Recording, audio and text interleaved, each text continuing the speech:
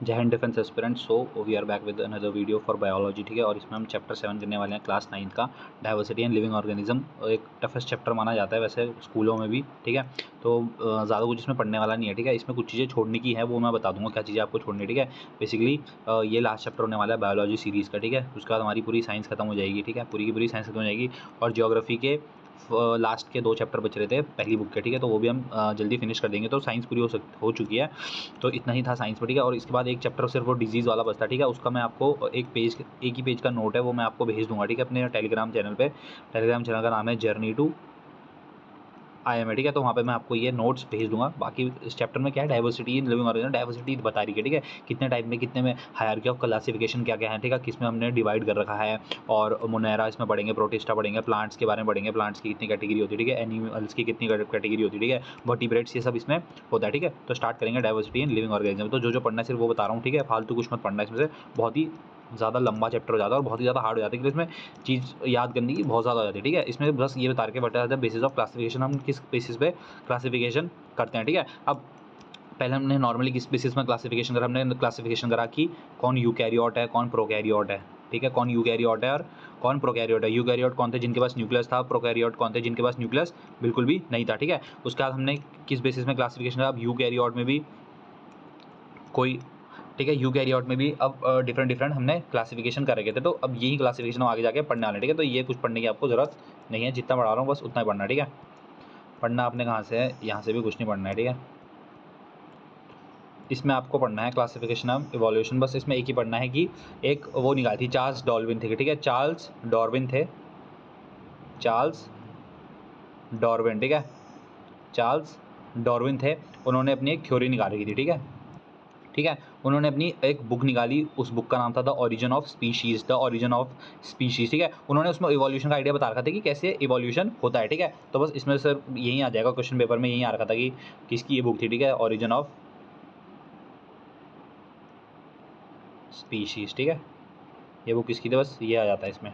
ठीक है, बाकी आपको इसमें कुछ नहीं पढ़ना है। ठीक है, ये सब छोड़ दो। ठीक है, अब आते हैं हायरार्की ऑफ क्लासिफिकेशन, ये थोड़ा इंपॉर्टेंट है। ठीक है, अब क्लासिफिकेशन की हायरार्की होती है। ठीक है, तो मोस्टली किसने वो करा था, अपने विटेकर भाई साहब ने निकाला है। ठीक है, अब उन्होंने क्या करा, ठीक है, तो क्लासिफिकेशन विटेकर ने क्लासिफिकेशन निकाला। ठीक है, विटेकर जी ने अपना एक क्लासिफिकेशन निकाला। ठीक है, वो क्लासिफिकेशन उन्होंने 5 किंगडम दिए। ठीक है, कितने किंगडम दिए, 5 किंगडम, जिसमें सबसे पहले क्या आता है, मोनेरा, फिर प्रोटिस्टा, फिर फंगाई, फिर प्लांटे और फिर एनिमेलिया। ठीक है, प्लांटे में प्लांट्स आते हैं, एनिमेलिया में एनिमल्स आते हैं। ठीक है, अब हायरार्की कैसे निकलती है, ठीक है, हायरार्की निकलती है ये।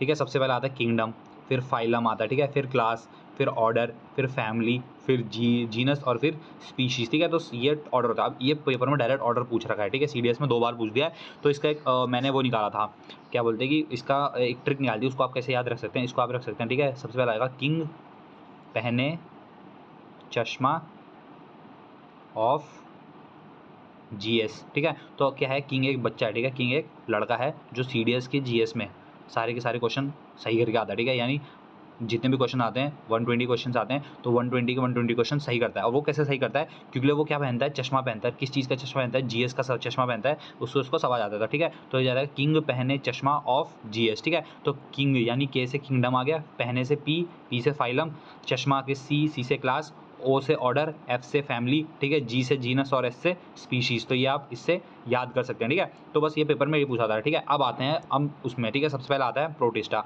सबसे पहले आता है अपना प्रोटिस्टा, नहीं सबसे पहले शायद से बेटा सबसे पहले आता है अपना मोनेरा। ठीक है, सॉरी, सबसे पहले आता है मोनेरा। ठीक है, अब इनको इसमें आपको क्या रखना है, मोनेरा क्या होता है ना, मोनेरा वो ऑर्गेनिज्म होते हैं जिनके पास न्यूक्लियस या फिर ऑर्गेनेलीज वेल डिफाइंड नहीं होते। और ये कौन होते हैं, मोस्टली ये तो होते हैं प्रोकैरियोट्स। ठीक है, जिनके पास न्यूक्लियस और वो क्या होते हैं, वेल डिफाइंड ऑर्गेनेलीज नहीं होते हैं। ठीक है, ऑर्गेनेलीज उनके पास बिल्कुल भी नहीं होती है। ठीक है, इसमें आपको इसमें इतना पढ़ना है। ठीक है, अब इनके मोड ऑफ न्यूट्रिशन होता है, तो mode of nutrition of organism in this group can be either by synthesising their own food, autotrophic और getting it from the environment, heterotrophic. ठीक है, हेटेरोट्रॉफिक और ऑटोट्रॉफिक, और हेटेरोट्रॉफिक आप सबको पता होगा। ऑटोट्रॉफिक होता है कि ऑटोट्रॉफिक क्या होता है, ऑटोट्रॉफिक होता है जब वो खाना खुद बनाते हैं, और हेटेरोट्रॉफिक होता है जब वो किसी और का खाना लेके उसको खुद खा लेते हैं, ठीक है, जब वो किसी और का खाना लेके खुद खा लेते हैं, ठीक है। अब मोनेरा में क्या क्या होता है, मोनेरा में इंक्लूड करते हैं बैक्टीरिया सबसे पहले, दूसरा ब्लू ग्रीन एल्गे, और ब्लू ग्रीन एल्गे को साइनोबैक्टीरिया भी कहते हैं, ठीक है, और तीसरा है माइकोप्लाज्मा, ठीक है। तो ये इंपॉर्टेंट है, ये बस याद रखना क्या क्या इनमें इंक्लूड करता है मोनेरा में। एक तो बैक्टीरिया, दूसरा ब्लू ग्रीन एल्गे, उसको हम क्या कहते हैं, साइनोबैक्टीरिया भी, और एक माइकोप्लाज्मा हम ये कहते हैं, ठीक है।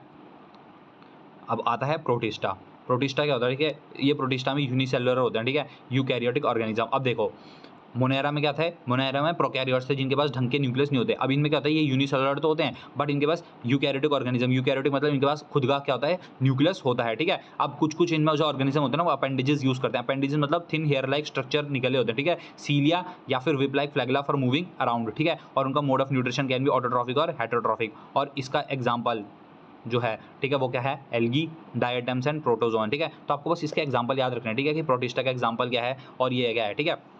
अब फ्लैगिला और ये सीलिया क्या होता है, कुछ नहीं होता, ठीक है। फॉर एग्जांपल मान लो ये कोई कीड़ा है, ठीक है, तो उसके यहाँ पर ये विप लाइक स्ट्रक्चर अपेंडिजेस जैसे से होंगे, ठीक है। इनको सीलिया कहते हैं और किसी किसी कीड़ों में इनको फ्लैगिला कहते हैं, ठीक है। तो इनकी हेल्प से क्या होता है, ये चलते हैं रहते हैं बस, ठीक है। तो इसमें आपको इतना पढ़ना है। अब ये देखो, ये दिख रहा है आपको, ये थ्रेड अपेंडिजेस यही होते हैं, सीलिया, ठीक है, ये होता है। अब ये क्या है, पैरामीशियम, ये है पैरामीशियम, ठीक है। तो पैरामीशियम किस में आता है, प्रोटिस्टा में आता है, पी से पैरामीशियम, पी से प्रोटिस्टा। अमीबा किस में आता है, प्रोटिस्टा में आता है, ठीक है। यूग्लिना किस में आता है, प्रोटिस्टा में आता है, ठीक है। तो ये आपको याद कर लेना, ठीक है। अब आता है मेन फंगाई, ठीक है। फंगाई सबसे पहले आपको याद रखना है, हेटेरोट्रॉफिक यूकैरियोट्स होते हैं, ठीक है, हेटेरोट्रॉफिक होते हैं और इनके पास खुद का न्यूक्लियस अच्छा खासा होता है, ठीक है। अब ये क्या करते हैं ना, कुछ ये डिकेइंग ऑर्गेनिक मटीरियल को अपना खाना बना देते हैं, ठीक है, और इसलिए इनको क्या कहते हैं, सेप्रोट्रॉफ्स कहते हैं, ठीक है। तो इस पर एक क्वेश्चन आ गया था कि व्हाट आर सेप्रोट्रॉफ्स। तो सेप्रोट्रॉफ फंगाई को हम क्यों कहते हैं, सेप्रोट्रॉफ हम फंगाई को इसलिए कहते हैं क्योंकि जो फंगाई अपना खाना लेते हैं ना, वो खाना कहाँ से लेते हैं, डिकेइंग ऑर्गेनिक मटीरियल, ठीक है, सड़ा हुआ जो सड़ रहा होगा ना और नेचुरल ऑर्गेनिक खाना, उसको वो अपना खाने के तौर पर लेते हैं, ठीक है। इसलिए उनको क्या कहते हैं,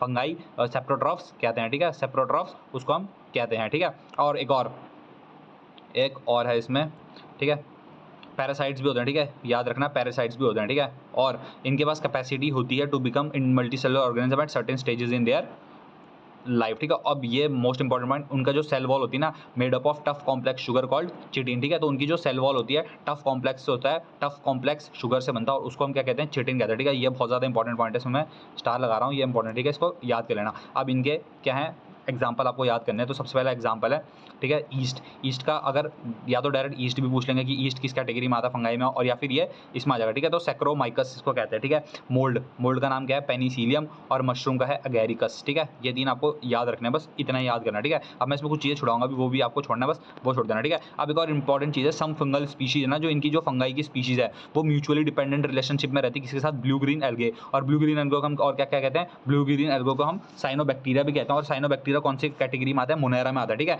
अब इन रिलेशनशिप को हम क्या कहते हैं, इन रिलेशनशिप को हम कहते हैं सिम्बायोटिक रिलेशनशिप, ठीक है। और इसी symbiotic life forms are called lichens, ठीक है। और लाइचन्स से क्या बनता है, लिटमस पेपर बनता है, ठीक है, वो भी याद रखना, ठीक है। अब आता है मेन प्लांटे, ठीक है। प्लांटे में क्या होता है, प्लांट्स आते हैं, ठीक है। और एक एनिमल होता है एनिमेलिया, उसमें आते हैं एनिमल्स आते हैं, ठीक है। तो हम पढ़ेंगे प्लांट्स के बारे में, ठीक है। ये तो टेबल है आपको, ये आपकी इजी वो करने के लिए, ठीक है। अब आते हैं मेन हम प्लांटे में, ठीक है। अब प्लांट के ना 3 डिफरेंट टाइप्स ऑफ ग्रुप होते हैं, ठीक है। सबसे पहले आता है थैलोफाइटा, प्लांट के आते हैं, ठीक है, प्लांट के आते हैं 3 डिफरेंट टाइप, ठीक है। एक होता है थैलोफाइटा, ठीक है, फिर एक आता है ब्रायोफाइटा और एक लास्ट में आता है टेरिडोफाइटा, ठीक है। पी से शुरू होता है लेकिन पी साइलेंट होता है, टेरिडोफाइटा, ठीक है। ये 3 होते हैं प्लांट के कैटेगरी, ठीक है। तो अब उसके बारे में पढ़ेंगे कि थैलोफाइटा क्या होता है, टेरिडोफाइटा क्या होता है और ब्रायोफाइटा क्या होता है। इसी में से पेपर में क्वेश्चन पूछना, ठीक है, इसी में से क्वेश्चन पूछते हैं पेपर में, ठीक है। तो सबसे पहले आता है थैलोफाइटा, ठीक है। थैलोफाइटा क्या होता है, इनकी ना बिल्कुल भी वेल डिफरेंशिएटेड बॉडी नहीं होती है, ठीक है।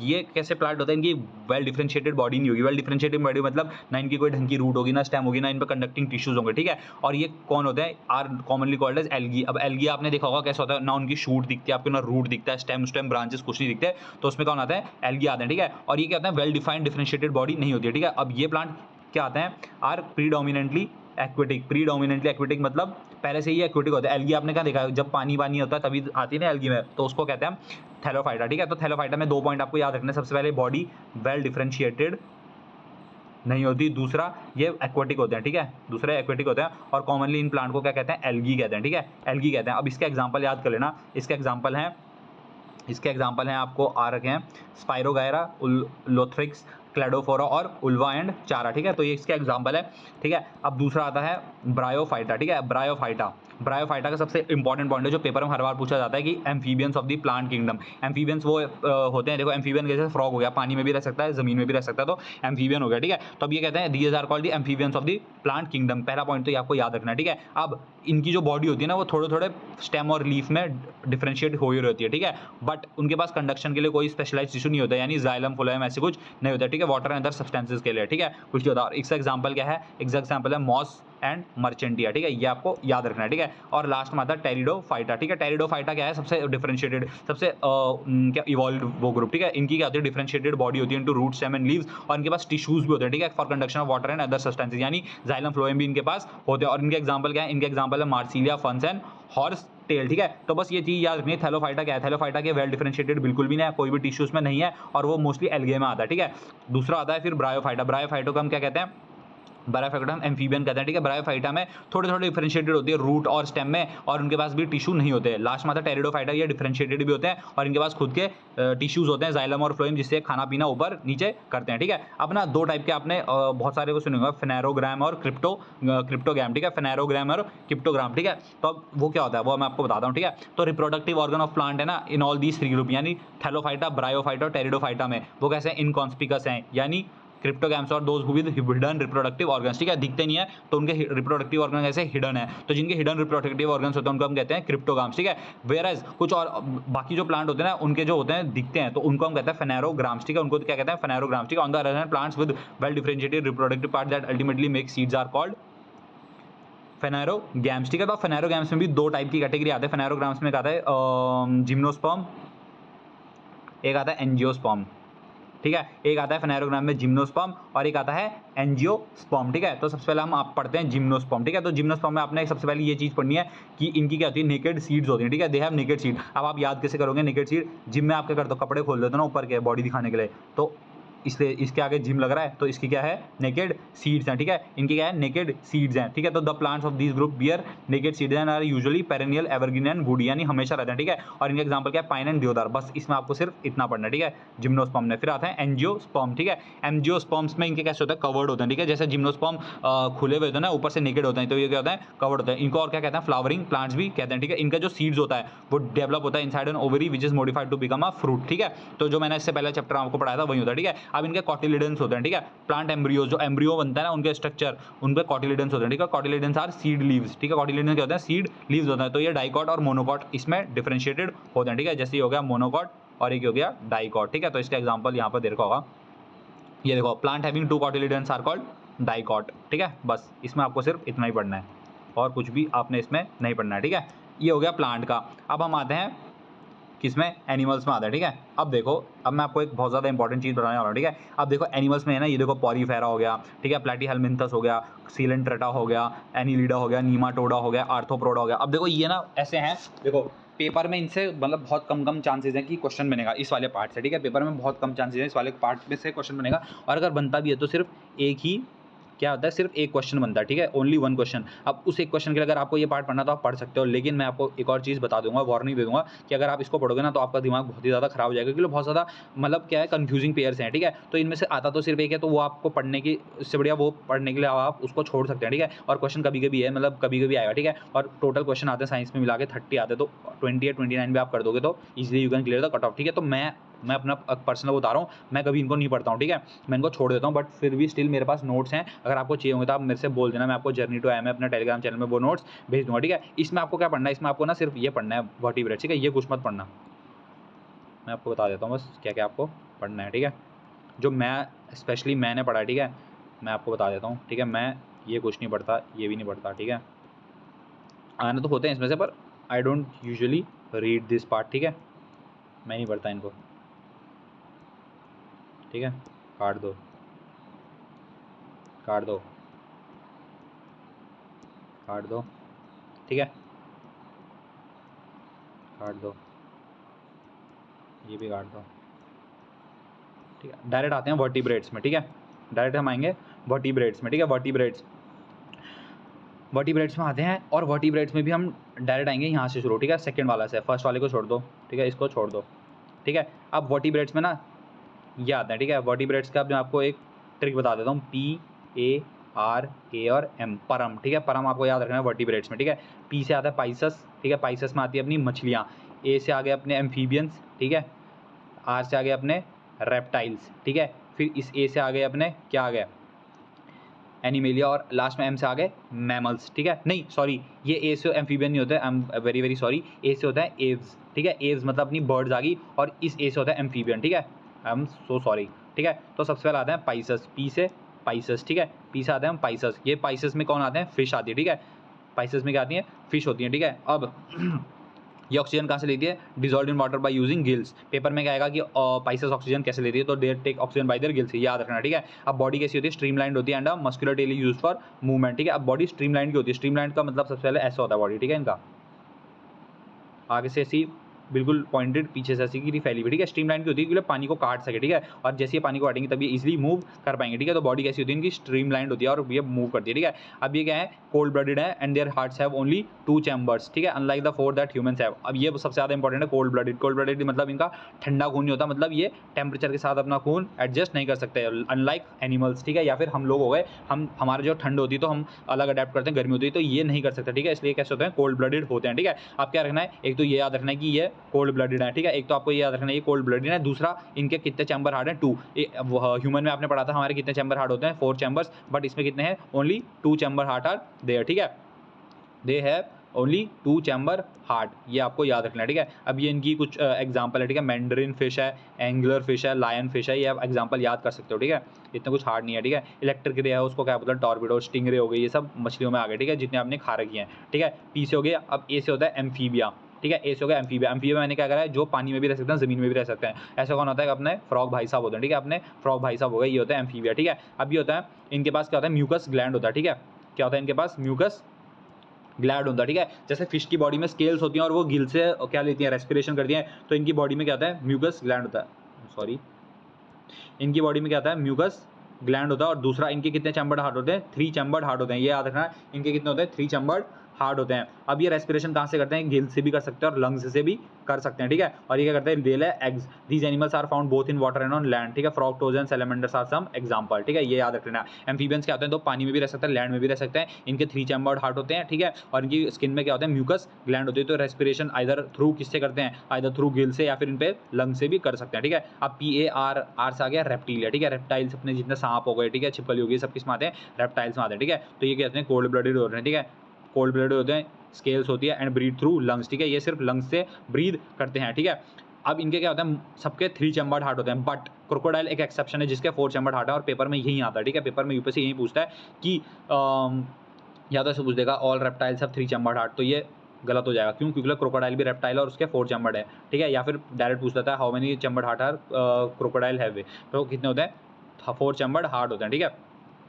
तो इसके आपको एग्जाम्पल पढ़ लेना है। अब ये आता है एव्स, ठीक है। एव्स अब याद रखना है, कोल्ड ब्लडेड ट्रिक है, ठीक है। लास्ट के 2 यानी ए और एम, ठीक है। ए से क्या हो गया, एव्स यानी बर्ड, एम से हो गया मैमल्स यानी हम लोग। सिर्फ हम लोगों के खून कैसे होते हैं, वार्म ब्लडेड होते हैं, ठीक है।